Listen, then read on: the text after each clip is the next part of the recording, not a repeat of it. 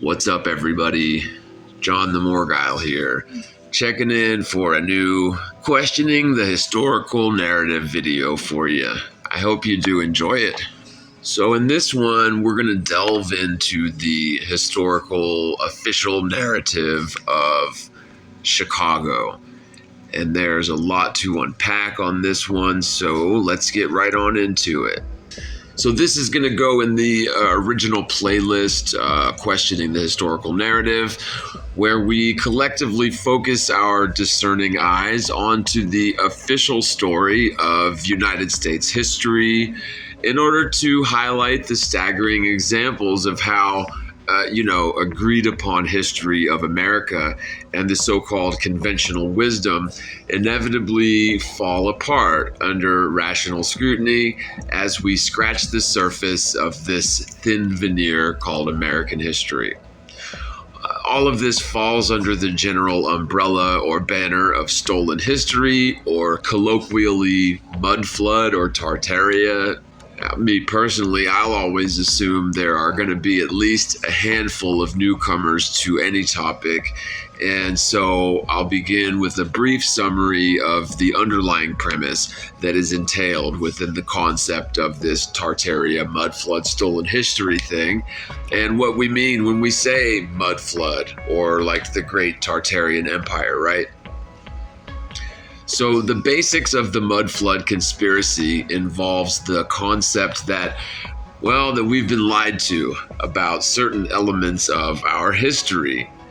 For starters, the ancient civilizations of Greece, Rome, Egypt, China, and the Vedics in India, the pre-Cambodians near Vietnam, and the Maya of South America, among many other examples, were directly capable of certain amazing feats of civil engineering, architecture, metallurgy, stonework, and all of this is evidenced in the myriad megalithic and monolithic structures found all over the world.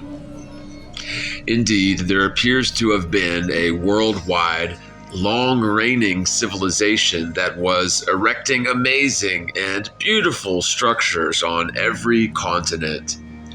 This pre-ancient civilization were masters of astronomy, navigation, cartography, architecture and engineering, botany, and really all forms of science and technology.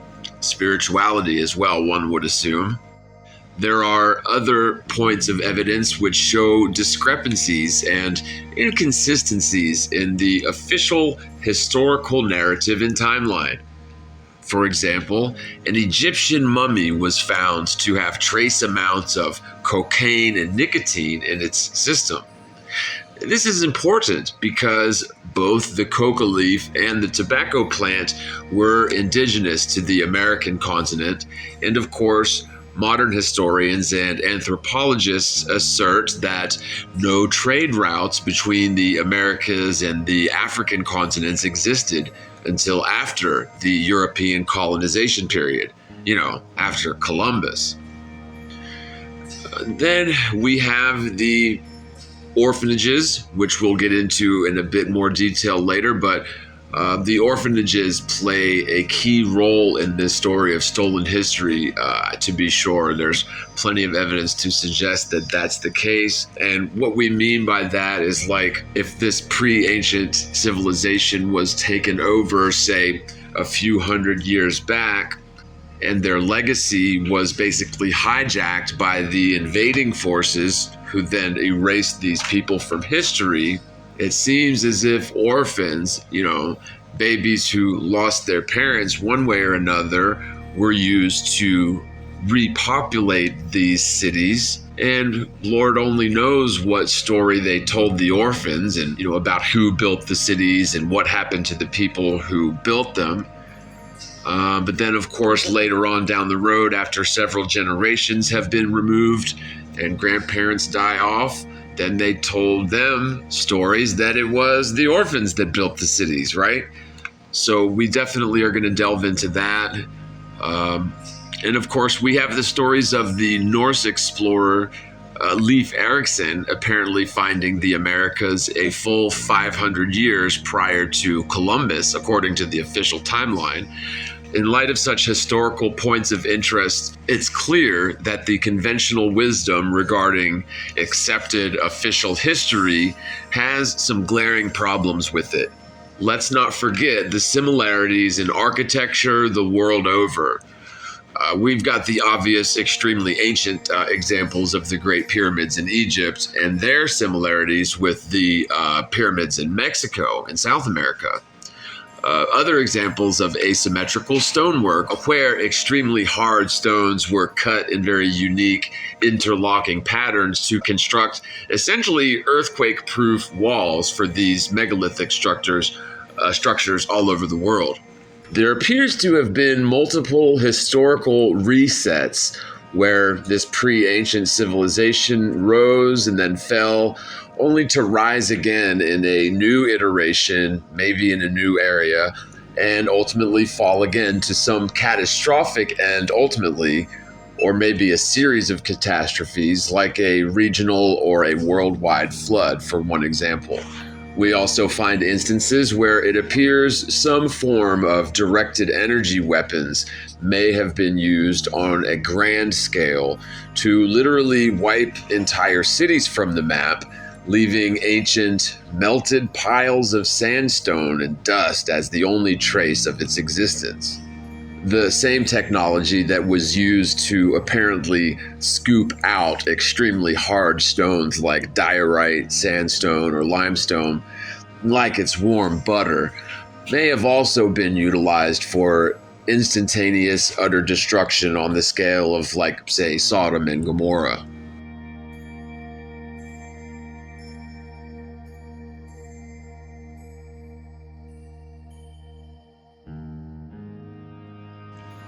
We have the so-called star forts on basically every continent and practically every country. These massive feats of sacred geometry, engineered to perfect standards, oftentimes butting up right against the water. These star forts are usually explained to us as these old world war fortifications, but we find countless examples of these deceptively massive, complex, and rather beautiful structures where the infrastructure and local wherewithal to supply such a massive building project simply didn't seem to exist according to the standard narrative. Like, where did they get all these bricks way out in the middle of nowhere? And then, of course, we have the various catacombs. Deep beneath most modern cities, we find endless miles of labyrinthine subterranean structures, complete with vaulted ceilings and megalithic stonework, which is claimed by the official narrative to have been built underneath the existing city structures as sort of an afterthought, as opposed to the far more sensible idea that these substructures pre-existed the modern buildings at the current street level because the timelines don't work according to the official story. So, for example, as highlighted in a recent video that I did called the Tartaric Crypts and Catacombs, we find examples in South America where massive underground crypts were given priority over military garrisons of the same time period. Really, in what world do subterranean bone pits supersede military garrisons, especially during such a tumultuous time as they claim these things went up? So, getting into the history of Chicago a bit, here's a quick excerpt from www.choosechicago.com. In the mid-1800s, Chicago officials were seeking a better way to provide clean water for a booming population. The solution was a 2-mile tunnel beneath Lake Michigan that could transport fresh water into the city, an innovative feat of engineering for the time indeed. The tunnel was supposedly completed in 1866. along with the ornate water tower and pumping station. Both structures managed to survive the Great Fire of 1871 and became icons of the city's resilience. The structures are now home to an art gallery and Tony Award-winning theater company, standing tall atop the now defunct tunnel that still lies deep beneath the city. What's the lowest you can go within Chicago's city limits? Well, that distinction lies with the Calumet Tarp pumping station deep beneath the Riverdale neighborhood. The subterranean room lies 365 feet below the surface, making it the lowest inhabitable point in the city. The pumping station is part of a massive underground system known as the Tunnel and Reservoir Plan, or TARP. More commonly known as the Deep Tunnel Project, it was built to minimize flood risk and improve water quality in the area's lakes and rivers. Today, the series of tunnels spans more than 110 miles and has become one of the largest and longest civil engineering projects in American history. If you're interested in seeing it for yourself, the Calumet Station and several other points on the system are open to the public for tours. We should quickly mention the World's Fairs of the 1800s. Sprawling, permanent structures erected over often hundreds and hundreds of acres of prime real estate in the footprint of future modern metropolises, all for the sake of some allegedly temporary museum, allegedly. You'll find these World's Fairs all over the country during times when most Americans were living in log cabins, allegedly. We're conditioned to believe these World's Fair buildings were actually temporary facades, only intended for a brief, sort of like one-time or limited use, and then they're torn down. The thing is, many of these World's Fair buildings are very much permanent, massive, exquisite structures, some of which stand to this very day. Indeed, many of them have been demolished, but only after standing functional and elegant for many decades, in some cases.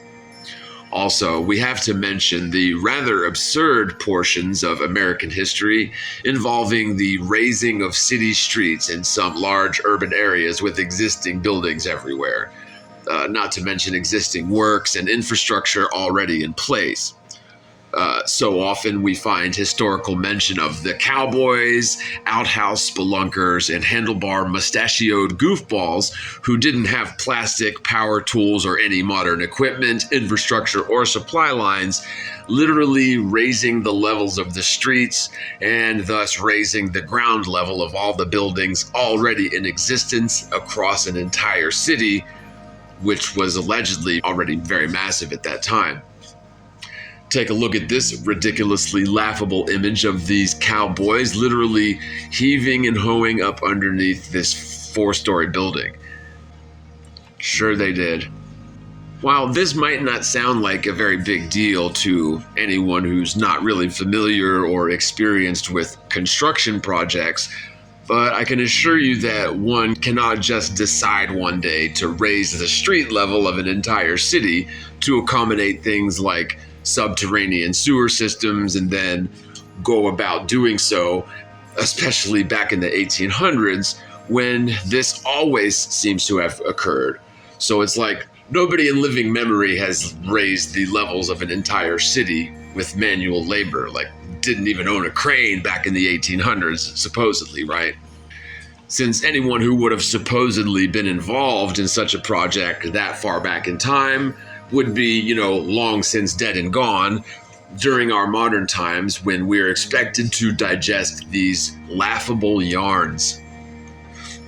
As I've mentioned before, I challenge anyone in modern times to look up in the phone book and contact a large building contractor who specializes in colossal civil engineering projects.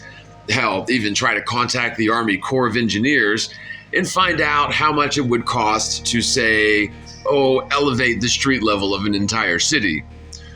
Go ahead, get your phone book and look for street raising contractors. They should be listed right after quickcrete and just before tardation. While our modern engineers are certainly capable of raising or lowering tons of dirt and concrete, and maybe even raising and lowering individual buildings, frankly, the concept that the troglodytes of the 1800s, without any modern luxuries we take for granted today, in the construction industry and in massive engineering projects, raising the street levels and the ground floor levels of an entire city the size of Chicago is frankly absurd.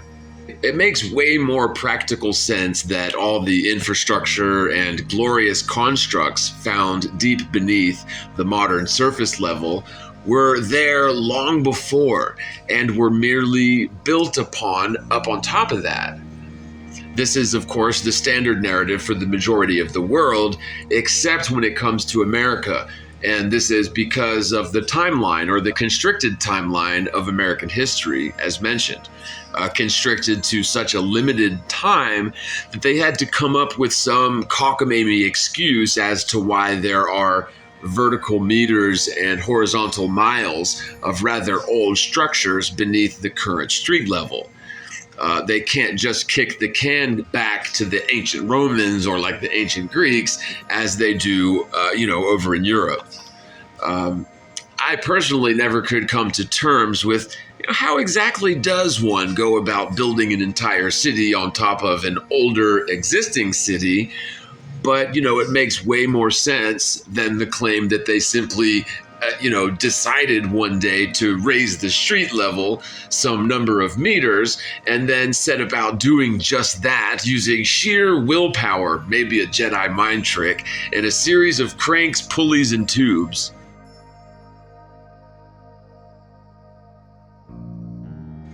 Then we have to talk about the Great Fires.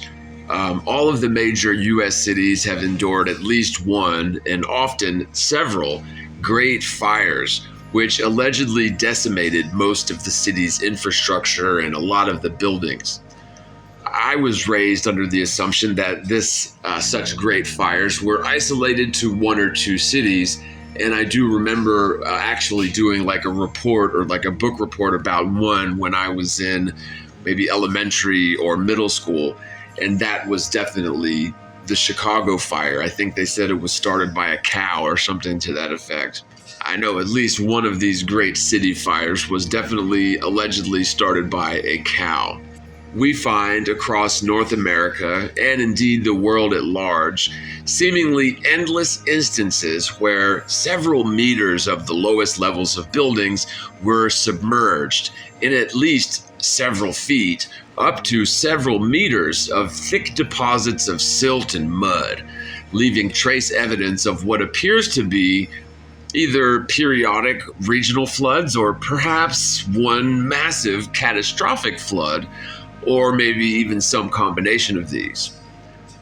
We have collectively found evidence the world over that what is now the underground subterranean subway systems, rum-running tunnels from the Prohibition era, and even catacombs filled with countless skeletons, usually found in South America as opposed to North, where they will be labeled as, bootleggers' secret passageways, and again, hewn out and built beneath the existing cities, at least in North America for sure, as opposed to the obviously more practical concept of a previous street level being rapidly buried by a massive flooding event. And I don't think it necessarily needs to be mud flood. Water carries in a bunch of silt and mud and things when it's a regular watery flood. And then when the flood waters recede, especially if it's a very massive flood, then the silt and the mud that was carried along with the water gets left behind and trapped in the buildings. And then you've got your city streets raised several feet at some point in the past over top of existing structures.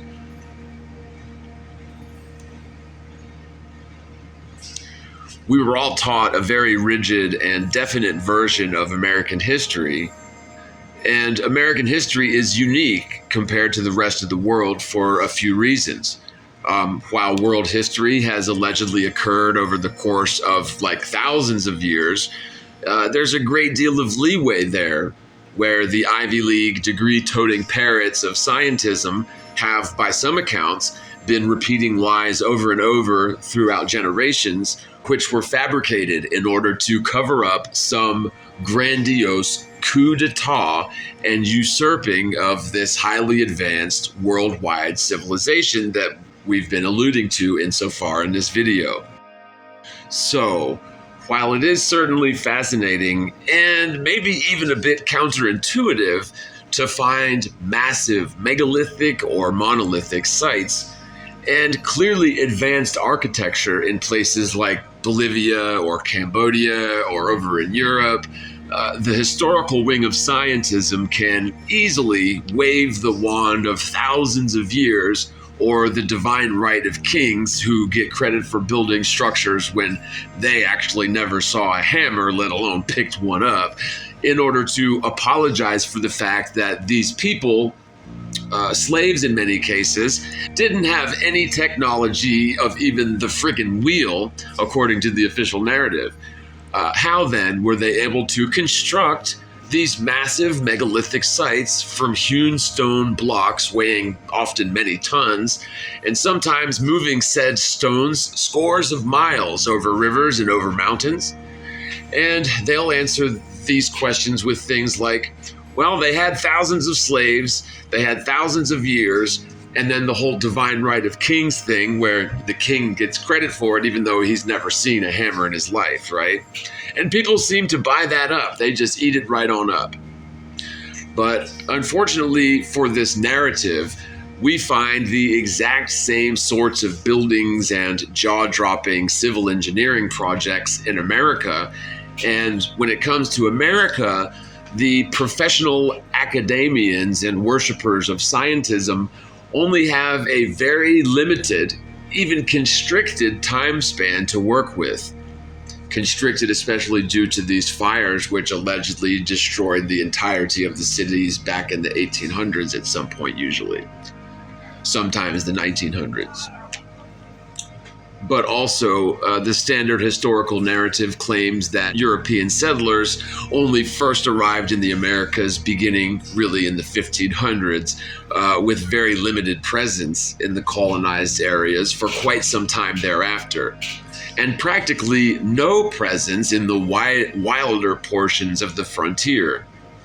When the Europeans first arrived, we're told that the Native Americans, still misnomered as Indians to this very day because, well, of course, we're told Columbus believed he was in Southeast Asia, like Japan, when he was actually in the Bahamas due to his blatant disagreement with Eratosthenes' value for the spherical Earth, which everybody knew the Earth was a sphere even back then, and thus the distance from France west to the east coast of the Indian subcontinent was misestimated by Columbus by many thousands of miles.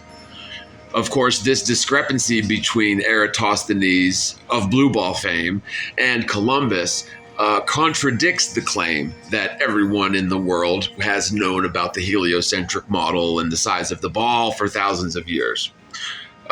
Columbus allegedly died never realizing he wasn't actually the discoverer of a new land altogether, for he believed in error that he was on the eastern coastal islands of the Indian continent until the day he died. With that being said, the allegedly savage Native Americans were, according to all accounts, running around basically naked in the woods with feathers in their hats, totally oblivious to any form of technology as simple as the wheel, and didn't own even a pair of pants among the lot of them. By all accounts, the Native Americans were like wild animals, barely capable of hunting and gathering, and had yet to figure out how to build more than like a yurt or a teepee. So, by this very metric and constricted timeline, any and all Greco-Roman architectural projects, as well as civil engineering projects on vast industrial scales, would necessarily have to have been planned and built out at some point after the European colonization period, as demanded by official history. And I'm here to tell you, in so many examples, there just wasn't time for them to have built all of these sort of grandiose, fantastic cities up from nothing in the short time frame that they claim. This is why the South American Mayan pyramids are such a bizarre find, according to the standard narrative, especially when we note the unlikely similarities between the South American pyramids and the other great pyramids of Egypt and even China, right?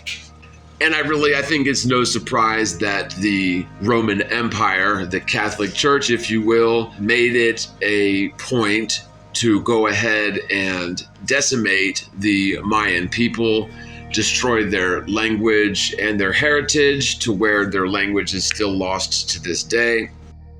But what if that narrative, which we all grew up learning as confirmed fact, in social studies, even up to advanced anthropology courses in college, what if all of that is simply wrong, totally misinformed? Is such a thing even possible? Is it possible that the most advanced and respected, highly esteemed wise men of academia are wrong? I mean, have we seen anything like this before anywhere? Can anyone out there think of a situation where, say, all the textbooks deemed mandatory curriculum nationwide were filled with fallacies and contradictions, but because of the fact that all of the various textbooks clearly agree with one another on certain points, carved in proverbial stone, which have been memorized and then repeated by students over and over across the world through several generations of even graduates, and so on. These fallacies and falsities are now deemed as the unquestionable conventional wisdom, part of the historical record, cited and sourced by historians the world over. So again, in this video, let's focus on Chicago. We're going to take a look at Chicago's historical timeline in the context of the American experiment as a whole. I'll leave it up to each of you to decide whether the standard historical narrative holds water or not. Although most of us are indeed quote-unquote laymen compared to the various PhDs and academicians who specialize in American history, but I'm proud to say that most of y'all out there in the audience are pretty sharp. You got a brain in the head, quite the discerning crowd, I hope, and you guys don't just trust conventional wisdom for the sake of neatly fitting into the conventional norms. And I appreciate you for that. So we start the story of Chicago from the beginning. As we all know, Columbus allegedly, discovered America in 1492. North America was, by all standard accounts, a totally wild area filled with supposedly hostile natives running around in the woods naked with no written language, no technology to speak of, according to these learned academicians and experts who were not there during the early 1800s for the record. So according to the standard narrative, the area that would later become Illinois wasn't even first explored by European settlers until 1673. So nearly 200 years after, America was discovered by Columbus. So it's not like just because the 1500s were going on that people started setting up shop in Illinois, or namely Chicago. No, they didn't even become Illinois until 1673. And that really wasn't saying much because although this guy, Jean-Baptiste Ponce du Sable, may have founded Chicago in 1780, so another full 100 years, the city itself wasn't officially incorporated, according to this historical narrative, until 1837. So now we're moving on to 350, going on 400 years since Columbus sailed the oceans blue. Now at this time, again, 1837, only 4,000 people resided in the entire area known as Illinois. So any and all planning, grading, construction of the infrastructure, civil engineering, foundational work, and then these Gilded Age mansions that we see in Chicago, all of that stuff must have been put there some point well after the 1840s, okay? Again, they say only 4,000 people were counted in census in 1837 in the Chicago area. So it's rather difficult to swallow that such a small number of people would explode into the sprawling metropolis that Chicago certainly was indeed. And of course, most of that was allegedly destroyed by fires just a couple decades later. And I think we should probably keep in mind that they don't really have the gold rush shtick that they had for the West Coast, like San Francisco, right? I mean, I remember that we're told the excuse that San Francisco exploded in population and all of their beautiful architecture and engineering just sort of happened instantly within a few short years. But that was because of the gold rush, right? I don't remember Chicago having a gold rush. So anyway, ultimately, the Native Americans there, the Indians, were almost entirely forced from their lands through bloody conflicts, I would say genocide, and these sort of slick, unfair treaties that ended up getting broken by the Americans anyway. But these treaties that basically ceded the natives' lands to the Europeans for nothing. As a result of the Black Hawk War of 1832 and then the 1833 Treaty of Chicago, most of the remaining Native Americans were either murdered, enslaved, or displaced from their homelands in the area around Chicago. So that was 1833. So this brings up another point of contention for me. I believe firmly that our history was written by the winners of these wars, and the Civil War was no different than this Black Hawk War.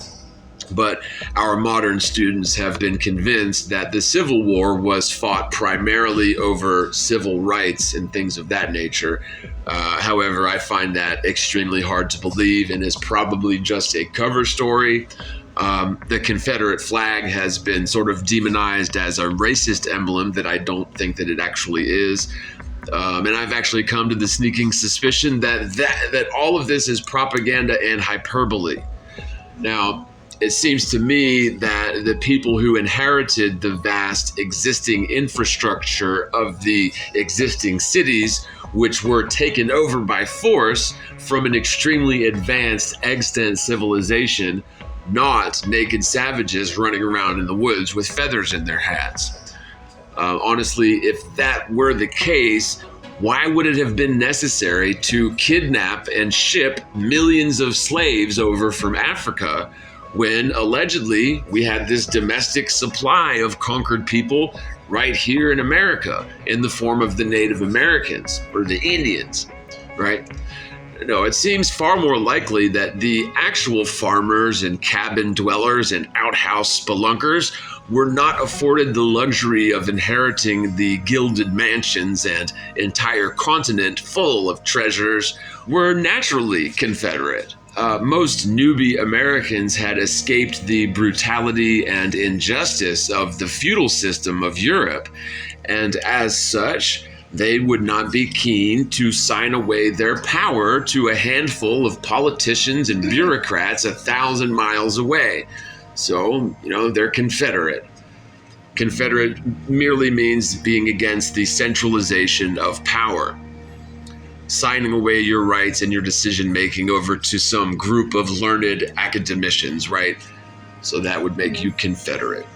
And by the way, America was originally set up as a confederacy, so it's not a bad word, I promise.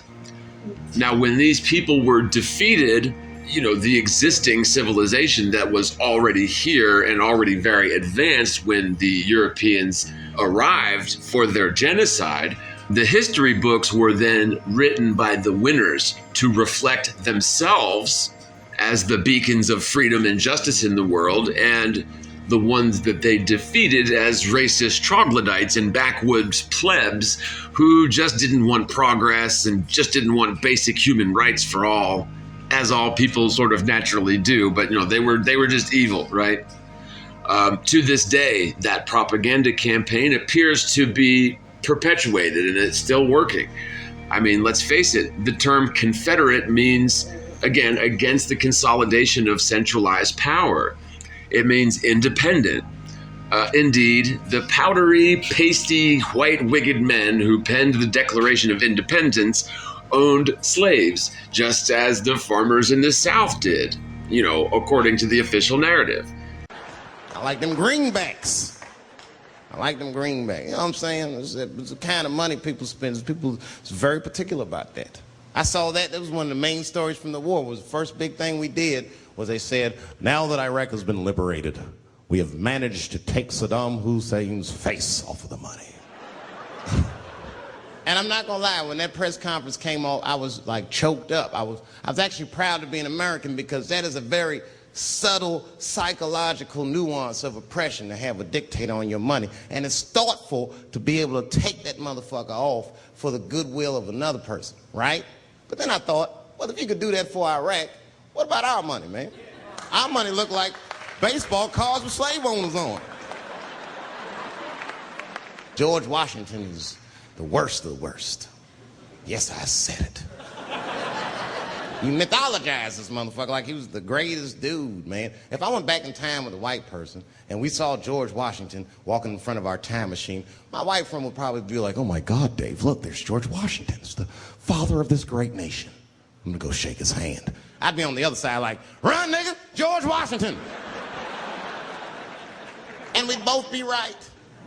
You like him because he wrote the Declaration of Independence and all that shit. We hold these truths to be self-evident. All men are created equal. Go get me a sandwich, nigger, or I'll kill you. Liberty, justice for all. Am I wrong? Am I wrong? Wait a minute, did he not own slaves? Didn't he own slaves? So just keep in the back of your mind when viewing the images and videos from 1800s Chicago, the 1840 census was the first to include Chicago. And in that year, Chicago's population was just 4,470. So all of the grand stuff you see in this video was, according to the absurd official history, built up in such a short time span, it really defies logic, in my opinion, just like all the other major cities across the US. Under even the most favorable conditions, with modern equipment, infrastructure, and supply chains available to the contractors, construction is an extremely drawn out, arduous, difficult, and unwieldy beast. But by some miracle, the awkward little dudes of the 1800s were able to hammer up exquisite, complex city structures, bore out labyrinthine subterranean structures, erect sprawling Gothic cathedrals, whip up massive and elaborate insane asylums of the magnificent and luxurious variety. And let's not forget the jaw-dropping libraries, post offices that look like Bruce Wayne's summer house, and the government buildings that look like the same, French chateaus and Greco-Roman palaces.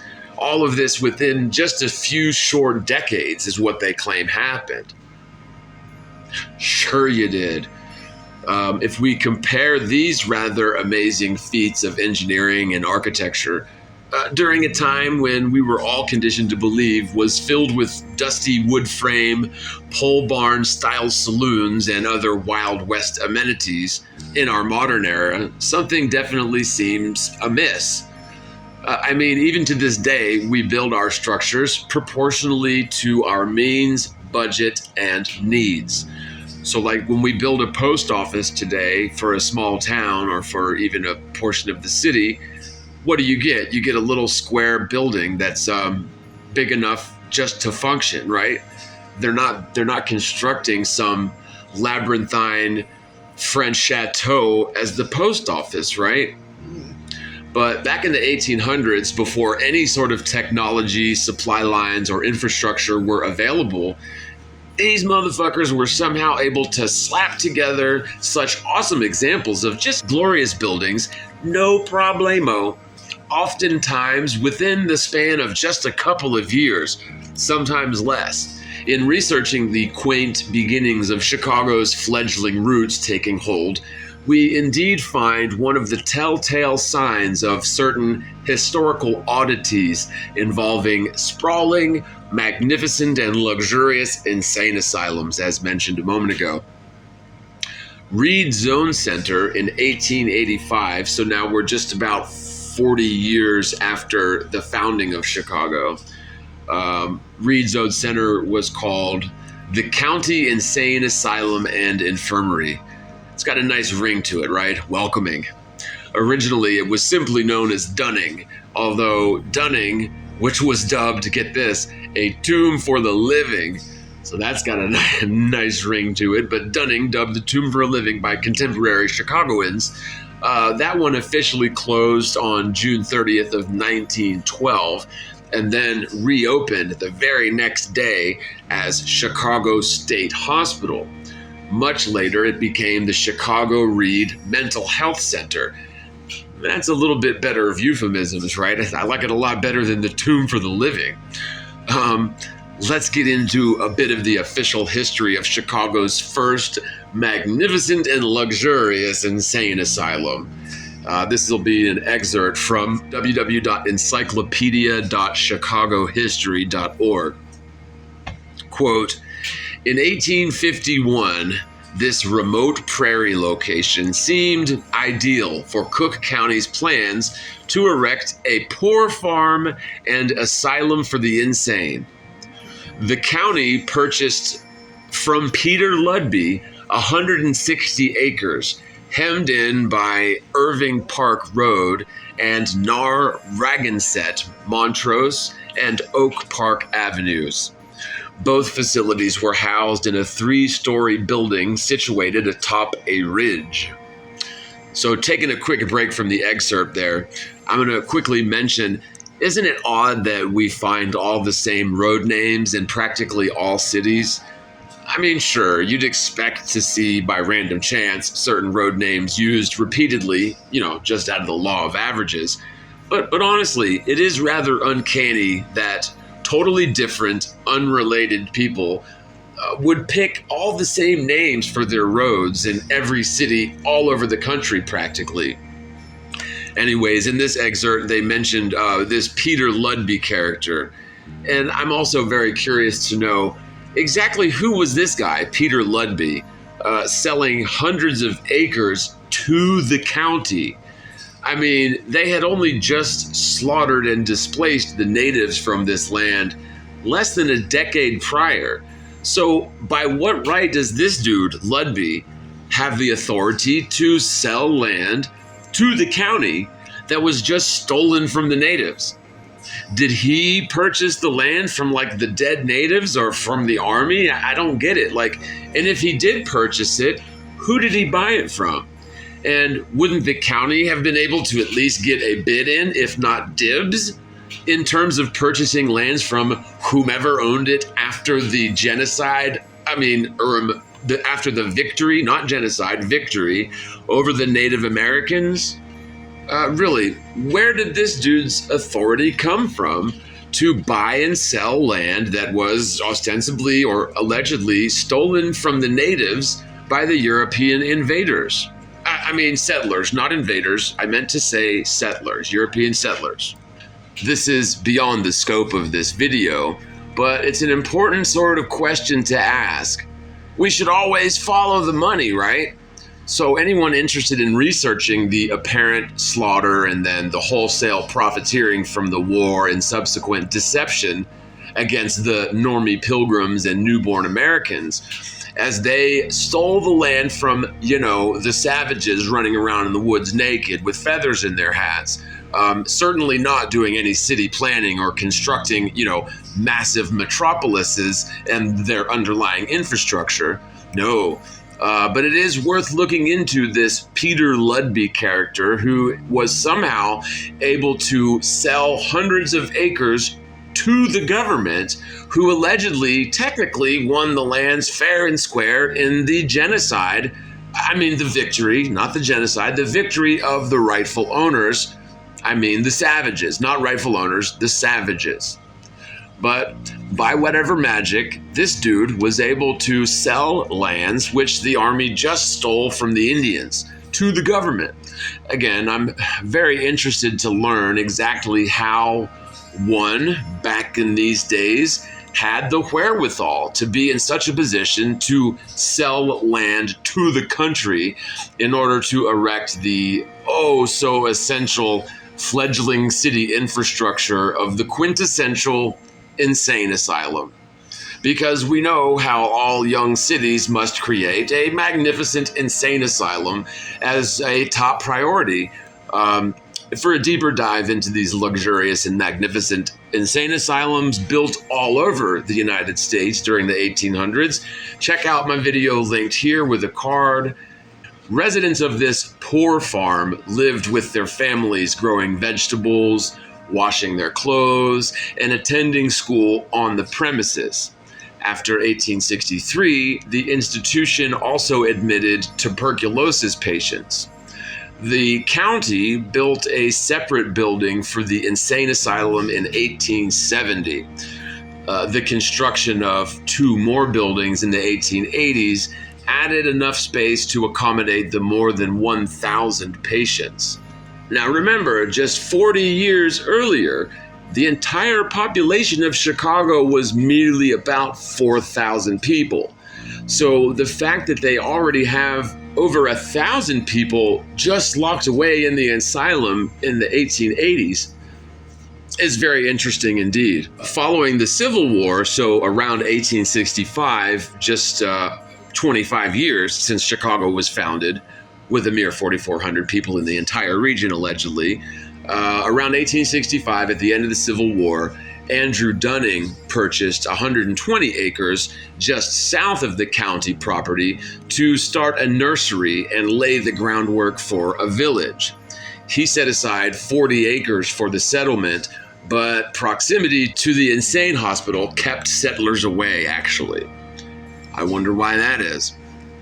On a side note, a quick excerpt from a related article from industrialscenery.blogspot.com, quote, "Patients were sent here to this insane asylum, by a special streetcar as well as a Milwaukee Road Railroad car from the Cook County Detention Hospital in Dunning.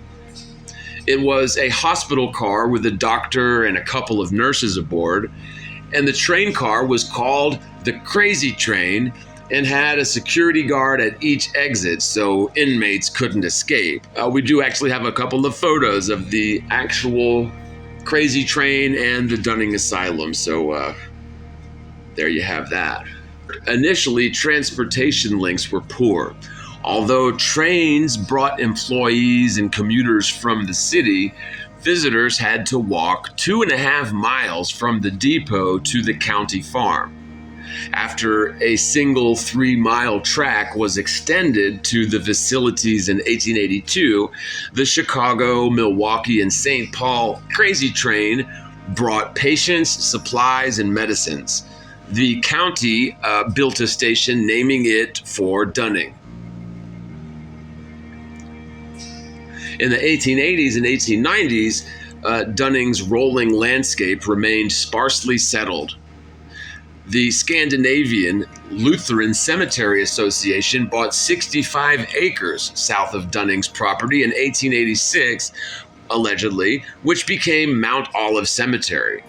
Jewish families purchased 40 acres of that between the Scandinavian Cemetery and Addison for their burials. Around the turn of the century, Henry Colts inherited a tavern and a wooded acreage at Narragansett and Irving Park, which he turned into a picnic grove. The idyllic scenery enticed visitors, as did the tavern. With the advent of the Irving Park Boulevard Street Railway, clubs, churches, and companies held picnics in this grove. I did find it interesting that this guy, Henry Colts, inherited a tavern and all this wooded acreage at Narragansett and Irving Park. So I got into thinking, did this guy, who did he inherit it from? Did he inherit it from his parents, as inheritance usually do, or did he inherit this huge swath of land and infrastructure by some other means of inheritance? So I did just a little digging into this character, Colts, and he certainly didn't inherit any lands or taverns in America from his family, for according to ChicagoMag.com, in the 1840s, the Colt brothers, Henry, William, and Frederick, left behind the Kingdom of Prussia for the prairies of Illinois, settling on the wild but fertile lands northwest of the growing city of Chicago. They and their compatriots carved out farms, orchards, raised families, and established a church with an adjoining cemetery, where, following their deaths, they were buried. So it certainly leaves one to wonder, did this dude inherit such things from some of these allegedly crazy inmates, locked up in asylum, maybe drugged to their gills, doing the old Thorazine shuffle, possibly even lobotomized? I mean, the article here said plainly that he inherited this stuff, but it doesn't say from whom. And according to the whole stolen history narrative, we certainly find crazy trains, asylums, orphanages, and orphan trains, which appear to have been ushering in new, blank slate, warm bodies, eager to work the lands and factories which were hypothetically already built and much existing when the Europeans arrived, meaning the Native Americans may not have been the savage troglodytes with feathers in their hats, which standard history always claims. The infirmary, poorhouse, and asylum eventually became overcrowded, of course. Minimal heat in the winter, no hot water, and poor ventilation contributed to the deaths of many patients and inmates. In 1886, an official investigation found misconduct, gambling, patient abuse, and quote-unquote influence in the hiring of medical personnel. So I'm not sure exactly what that means, but it sounds like these guys were definitely up to no good, right? Just dubious characters in the insane asylum business all around, isn't it? So after 1910, the poor farm was moved to Oak Forest. Don't you just love that word? No euphemisms back then in the 1800s. It's just poor farm, right? But after that was moved to Oak Forest, and 2 years later, the state bought the mental hospital and the property for $1 single. Although it was called the Chicago State Hospital, many continued to refer to the institution simply as Dunning, and probably even Asylum for the Undead. What was it that they called it before? A tomb for the living. Yeah, they bought the whole thing for $1 single, though. Isn't that something? So, outside the state facility, the population had grown to only 1,305 by 1909. So it seems there were actually more people locked up in the asylum than there were actually people living in the town. Is that what this article's saying? Maybe I'm reading that wrong, but that would actually make perfect sense, doesn't it? That would actually make perfect sense, wouldn't it? Because we all know insane asylums usually constitute about 50% of any population, easy, right? I'm kidding, of course.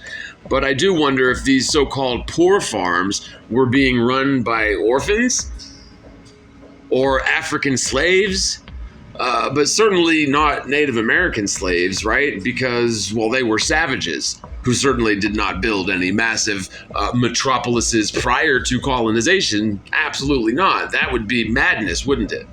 Because they were savages running around naked in the woods with feathers in their hats. We all know that.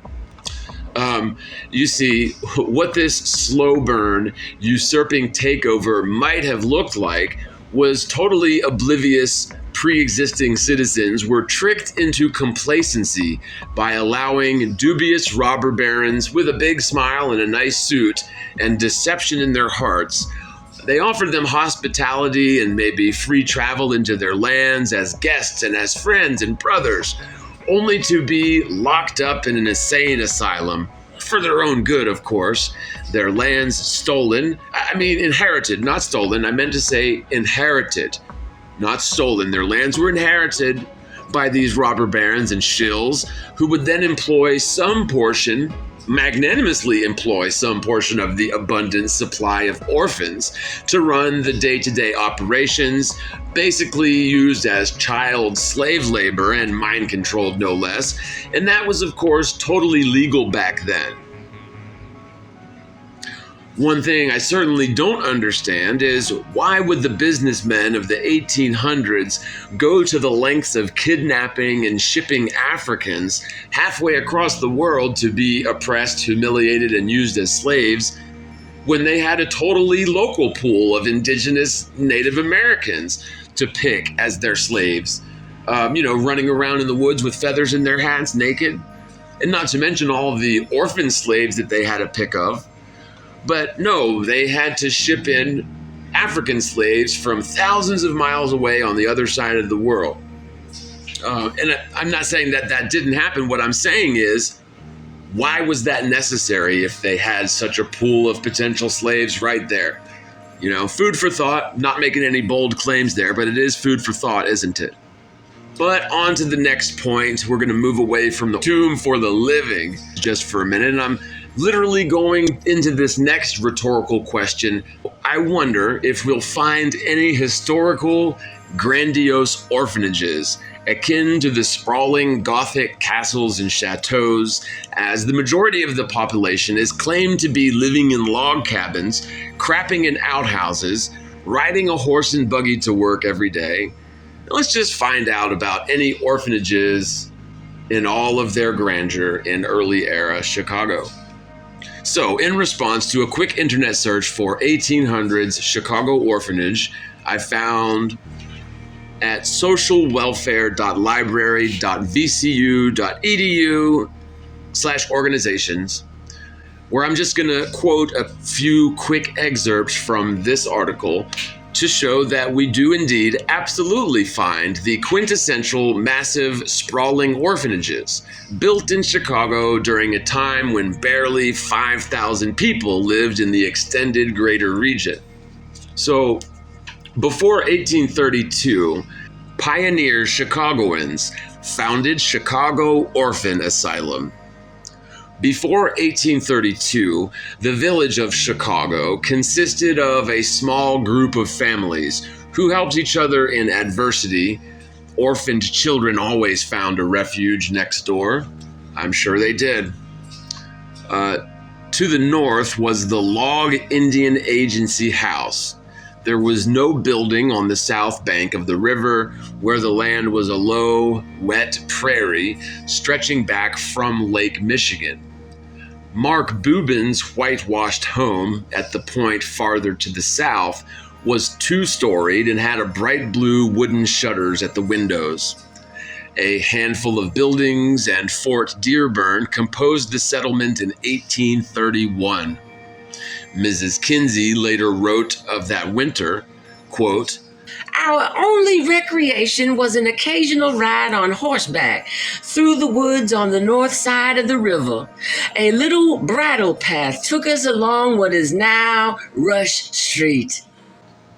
The John Kinseys were among the founders of the first Episcopal Church in Chicago, and the young Botsfords helped found the Methodist Church. Both couples were charter members on the board of the Chicago Orphan Asylum in 1849. Mrs. Kinsey was first directress of the Women's Board, and Mrs. Botsford was vice president a few years later. The Botsfords retained their connection with the new asylum, while the Kinseys, after a number of years of service as director and directress, resigned. 100 years later, in 1949, the Chicago Botsfords have completed a century of continuous family service on the orphanage boards. So basically, these Botsfords made a family business out of the orphanage trains, right? Interesting, isn't it?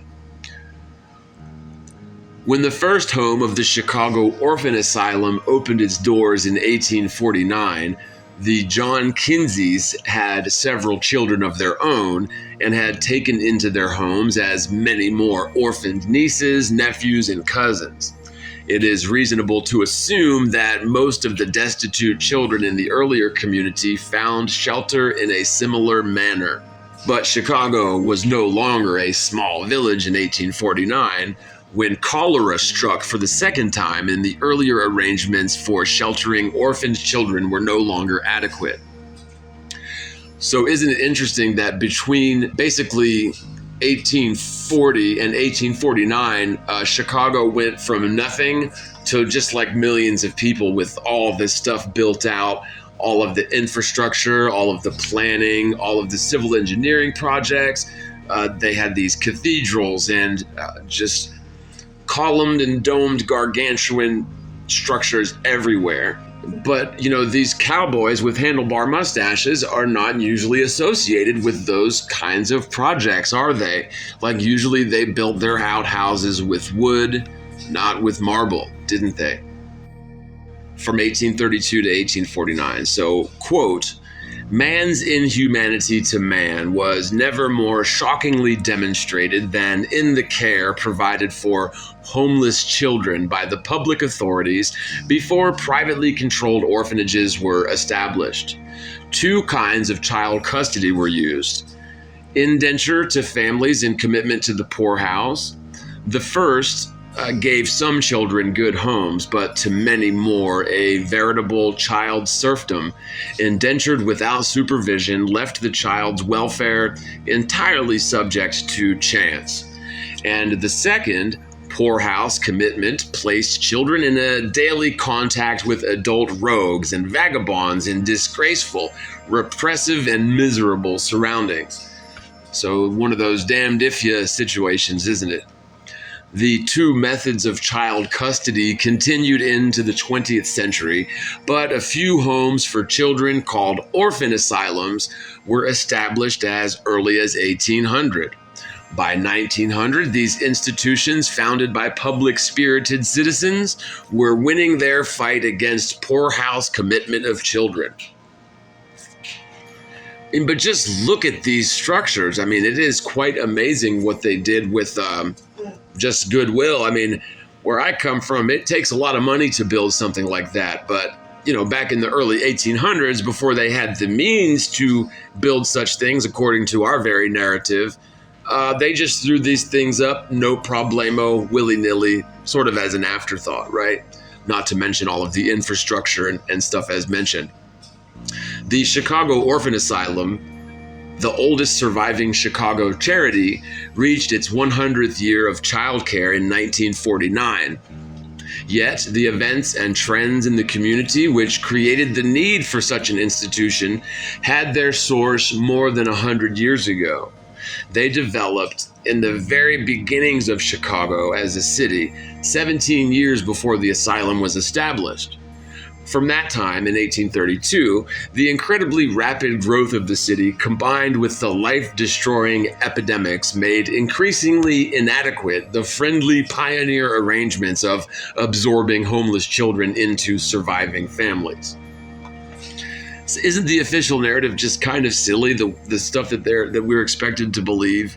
So they definitely had problems with epidemics and stuff, not to mention battling these dastardly natives, as they claim, right? When the city was incorporated in 1837 with a population of about 3,000, it had already experienced its first period of prosperity and was in the midst of its first financial panic, if you can believe it. Coming after overexpansion and easy credit, the recession affected most of the citizens, and many quickly lost their asses. Lost their entire fortunes. But recovery did follow. By 1844, laborers were again employed on the revived Illinois and Michigan Canal Project. The credit of the city improved and immigrants poured in. But, like, isn't that how they do it, though? Isn't that how these central banks always do it? They gain people's trust, they get everybody's money, and then they pull the rug out at some point, and the currency that everybody's dealing in is suddenly worthless. Everybody's homes get repoed. Certain fat cats make out like gangbusters, while the rest of us are basically screwed. The people who make too much noise about it end up locked up, either in prison or like one of these insane asylums, never to be heard from again. And that's your government, folks. That's what government does. When the media fails to keep tabs on our government, and when we, the people, fail to voice our lack of consent for being beeped in the butt by the government, that's exactly what happens every time. We see it all the time. So back to the quote, buildings went up everywhere after this group of immigrants poured in, and Chicago is getting this boost, right? Buildings went up everywhere, and there were 8 public schools, 1 private female seminary, 11 Protestant and 1 Jewish, and 2 Catholic churches, 4 temperance societies, a medical college, and a city dispensary, which was supported by voluntary contributions. A city hospital built about this time cost $474.86. The first panic had long-lasting effects. Many families never recovered from their losses, and one reason for the increase in the poorhouse expenditures from $245 in 1832 to $4,339 in 1841 was the unstable labor market following the Depression. Wow. I just find these claims made from the early 1800s very hard to swallow indeed. There was a new county poorhouse built, and it was full, and further admissions were denied when Asiatic cholera again leaped the ocean in 1847. Children in the new city were suddenly orphaned and needed help in rapidly increasing numbers again. But the early intimate period had passed. Well-established families could not be expected to take sickly immigrant children with different speech and customs into their orderly patterns of home life.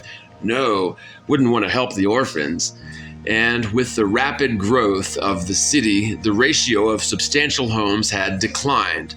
Immigrants relying on seasonal labor lived in squalid slums.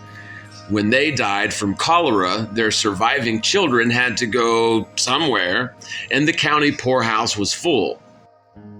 So isn't that a sad tale? But I just find myself wondering, what aren't they telling us?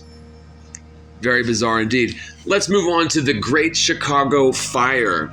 So like most other cities, Chicago has a great fire in its history too, where apparently over 17,000 buildings were destroyed and over 100,000 people left homeless. The Great Fire allegedly occurred in 1871, so this would have been 30 years after the city was barely founded with that sparse population of 4,000 people. So we find this Great Fire narrative in practically all major cities in the United States, which adds even more time constraints to the already constricted time constraints of American history in general. But now we're supposed to believe that allegedly these new buildings, which sprung up after the fire, right? Whenever we see the Great Fire of this city or the Great Fire of that city, I always want to raise an eyebrow at that timeline, and it is a good area to look at when you see these great fires, and Chicago is, of course, no exception. And in the very next breath, we could say the same thing about the World's Fairs. And certainly the Great Fair, or the Columbian Exposition of Chicago, was a big deal. So the World's Columbian Exposition, also known as the Chicago World's Fair, was a World's Fair held in Chicago in 1893, so like 20 years after that fire. And it was to celebrate the 400th anniversary of Christopher Columbus's arrival in the New World in 1492. The centerpiece of the fair, held in Jackson Park, was a large water pool representing the voyage Columbus took to the New World.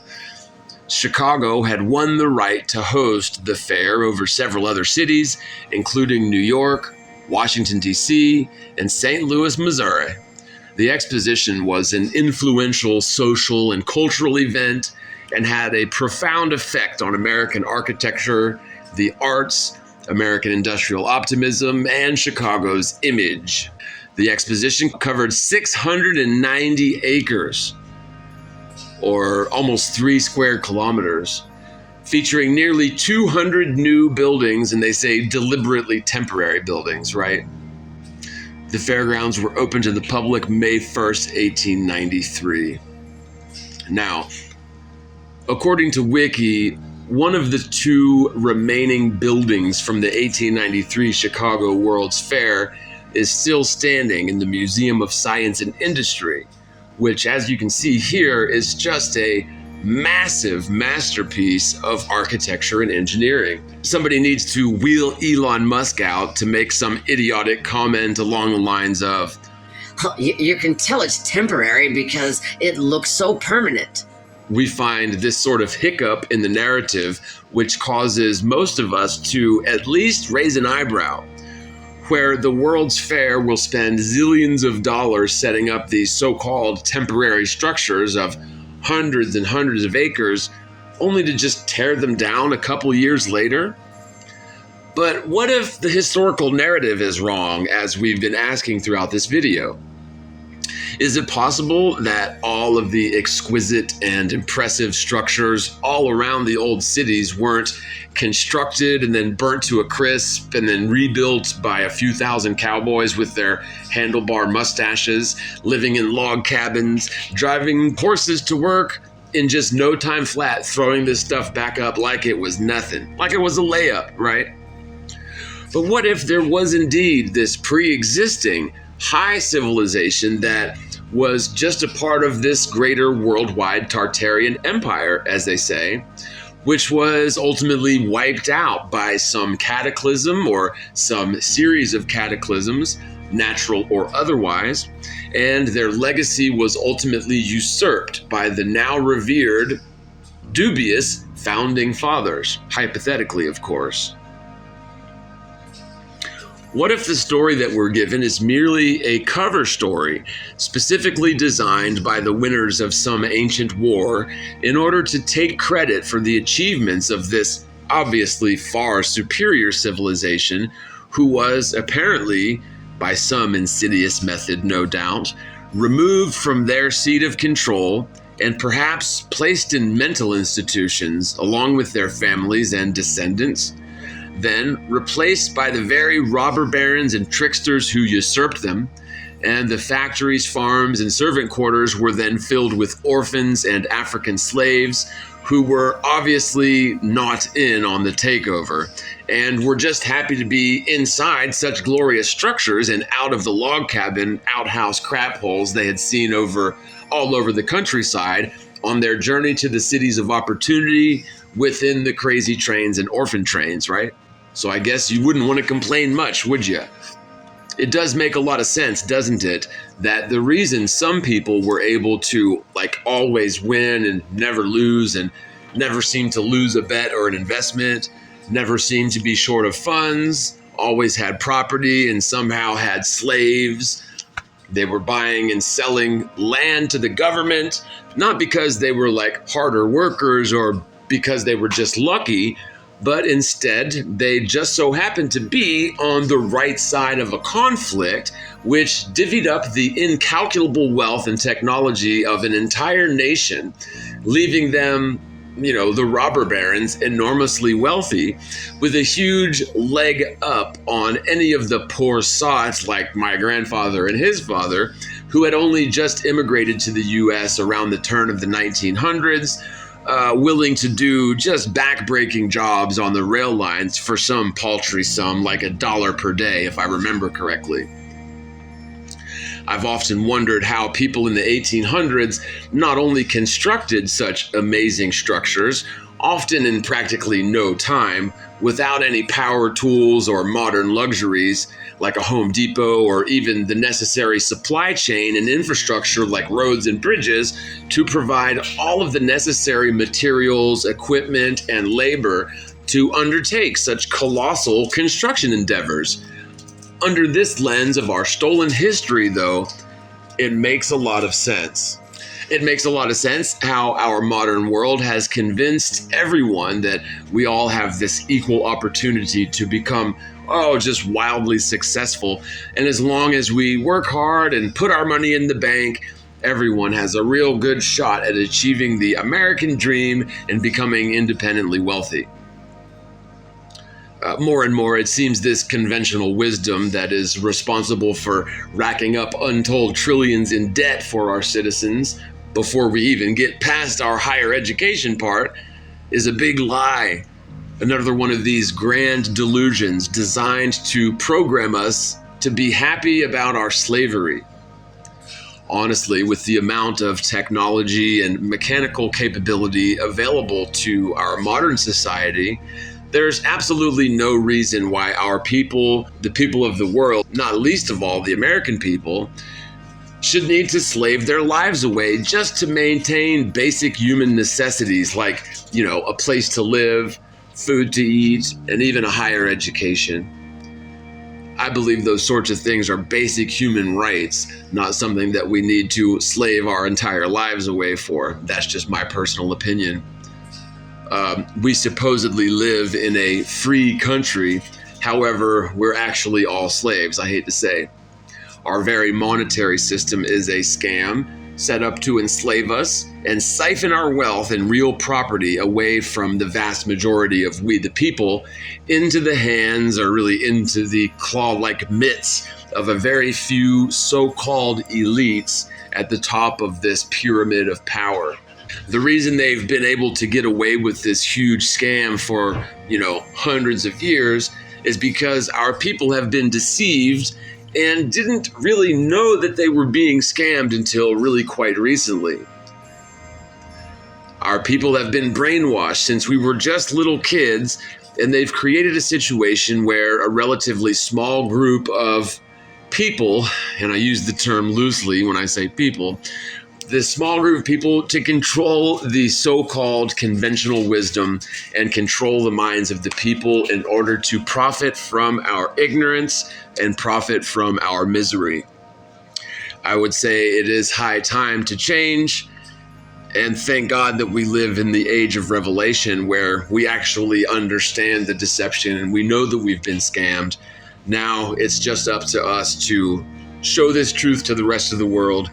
Even though they don't want to hear it and they hate you for saying it, we still have to try, because the only way that we're going to steer this big bastard towards a course that isn't absolutely catastrophic and detrimental to the average person, it's going to be together as one. United we stand and divided we fall, as they say. So with that, I'm going to wrap this one up, you guys. I hope you enjoyed it. Love y'all much, and I will see you in the next one. If you'd like to support this channel and help us to continue surviving in this crazy world, it would be much appreciated. You can do so through Cash App, Venmo, PayPal, and Patreon. Links below. All right, thanks so much, guys. I'll see you soon, and as always, spread the word, spread the world, and peace out, everybody. Take care now.